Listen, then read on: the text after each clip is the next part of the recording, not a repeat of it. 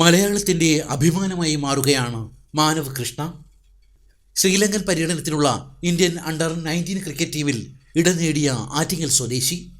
തിരുവനന്തപുരത്തെ ഷൈൻ ക്രിക്കറ്റ് അക്കാദമിയിലെ മികച്ച പരിശീലനത്തിൻ്റെ കരുത്തിൽ വിക്കറ്റ് കീപ്പർ ബാറ്ററായി മാനവകൃഷ്ണയുടെ വളർച്ച.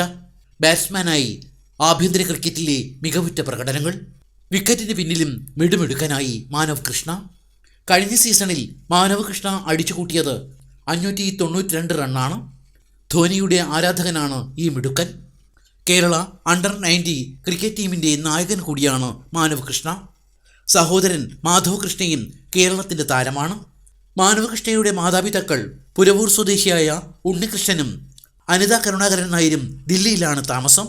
ദില്ലിയിൽ കളിച്ചു തുടങ്ങിയ മാനവ് കൂടുതൽ അവസരങ്ങൾ തേടിയാണ് കേരളത്തിലെത്തിയത്.